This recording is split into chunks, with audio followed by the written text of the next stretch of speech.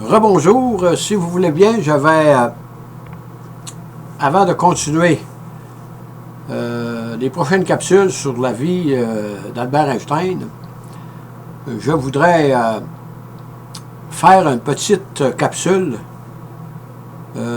sur l'état des sciences de la physique à l'époque d'Albert Einstein. Et on sait qu'à cette époque, il y a eu des très grands bouleversements dans la physique, là. Mais il faut partir de James Clerk Maxwell, qui lui, en 1872, va émettre sa théorie sur les ondes électromagnétiques. Ceci a fait un condensé de tout ce qui avait été découvert avant, là, comme le physicien français, là, Ampère, Faraday et autres, là. Il a réussi à faire une synthèse de toutes ces choses-là qui avaient été trouvées dans le domaine de l'électromagnétisme pour faire concocter ces équations. Et dans ces équations, Maxwell nous dit que la lumière est une onde et que sa vitesse est c.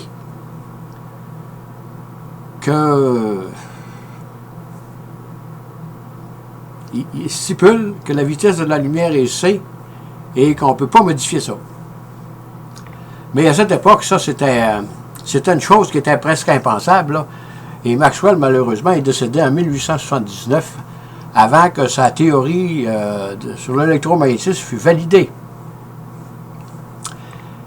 Et vu que c'était une onde, les physiciens du temps disaient que ça prenait quelque chose dans l'espace pour propager cette onde. Et on avait inventé l'éther. L'éther qui était un genre de, je dirais pas un gaz, là, mais quelque chose qui permettait à la lumière de se propager dans l'espace. Mais c'était indétectable. Il n'y avait aucun moyen de détecter l'éther, là. Et c'était accepté comme ça dans le temps. Et que l'addition des vitesses, ça faisait depuis Galilée que les hommes avaient compris que si quelqu'un court dans un train, ou disons une charrette à bœuf, ou quoi vous voulez dans ce temps-là, là, quelqu'un qui se déplace dans un corps en mouvement, vous additionnez les deux vitesses et l'observateur qui est immobile, en additionnant les deux vitesses, va pouvoir dire que le coureur va à telle vitesse. La vitesse du mobile plus sa vitesse dans le mobile, c'est égal à la vitesse où il va. Ça faisait depuis Galilée et c'était immuable.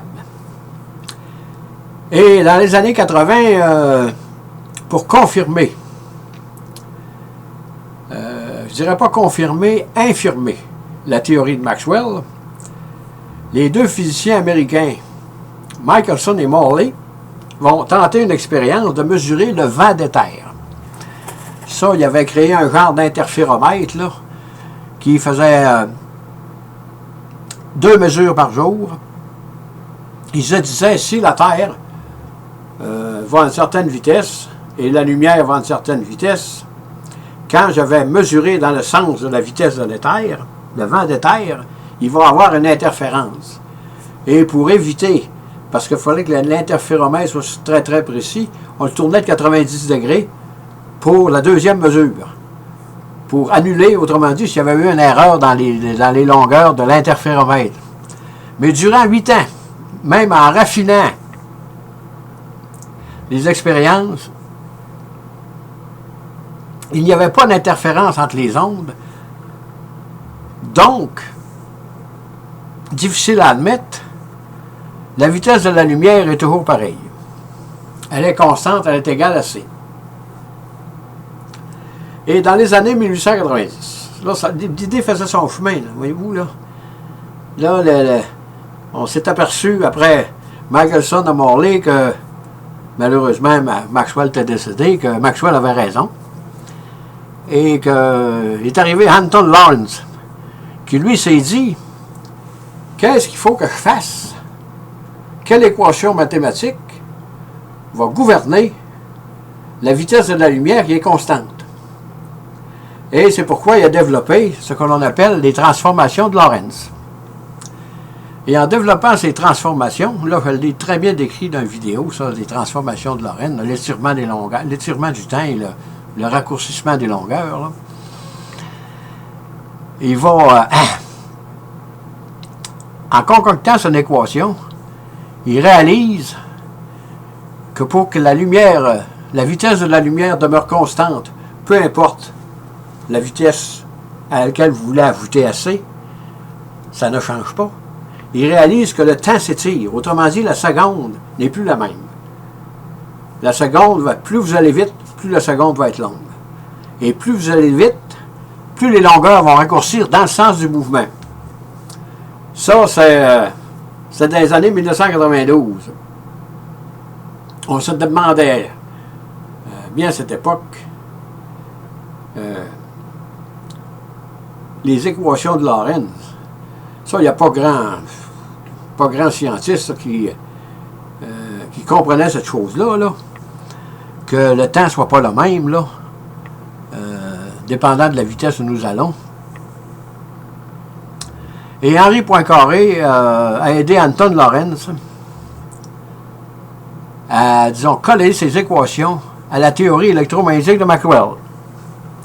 Là, on avait, dans les années, disons, autour de l'an 1900, là, on avait réalisé qu'on ne peut rien ajouter à la vitesse de la lumière. Ça commençait à être admis, là, en général, qu'on ne peut rien ajouter à la vitesse de la lumière. Pas de vitesse qui s'ajoute à la vitesse. C plus V', C plus VVV est toujours égal à C.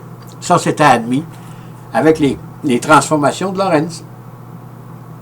Et en 1900, le physicien allemand Max Planck va réussir à expliquer la théorie du corps noir avec une nouvelle formule d'énergie discontinue que nous appellerons plus tard la théorie des quanta. Et c'est là que nous en sommes dans les années 1900 où Albert Einstein va arriver après son emploi au bureau de Berne là, à révolutionner la physique du temps avec ses théories. C'est pour ça que je voulais faire un petit à côté là, pour essayer d'expliquer la période où Albert Einstein a émis ces théories là, qui vont bouleverser le monde là, dans lequel on vit.